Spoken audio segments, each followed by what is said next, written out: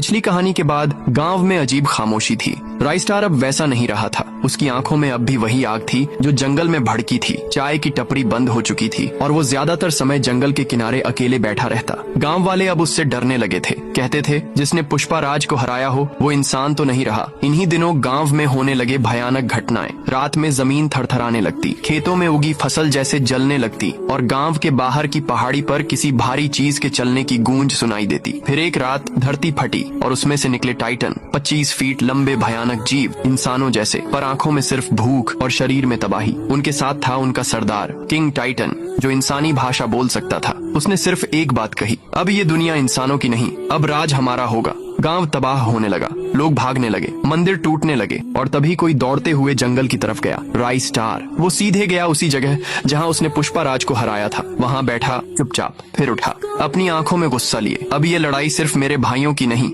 ये लड़ाई पूरे गांव की है। वो गांव लौटता है, लेकिन अब उसके हाथ में कुल्हाड़ी है, वही जो उसने पुष्पाराज से ली थी। जंगल की मिट्टी से लिपटी पुरानी लेकिन भारी टाइटन गांव पर चढ़ाई करते हैं। राइस्टार अकेला खड़ा होता है गांव के दरवाजे पर। टाइटन दहाड़ता है, क्या करेगा अकेला? राइस्टार जवाब देता है, जंगल ने मुझे अकेला भेजा है, पर याद रखना जंगल कभी हारता नहीं, जंग शुरू होती है। राइस्टार छाया बनकर दौड़ता है। टाइटनों का खून गर्म है, लेकिन राइस्टार का बदला उससे ज्यादा गर्म। किंग टाइटन से आमना सामना होता है। वो कहता है, पुष्पा राज गया, अब तू भी जाएगा। राइस्टार बोलता है, मैं पुष्पा नहीं हूँ, मैं उसका अंत हूँ। भीषण लड़ाई होती है, पेड़ टूटते हैं, आग लगती है और जब धुआं छंटता है सिर्फ राइस्टार खड़ा होता है, खून से लथपथ पर जिंदा। किंग टाइटन वहीं पड़ा है, मरा हुआ। राइस्टार फिर गांव नहीं लौटता, वो जंगल के अंदर खो जाता है।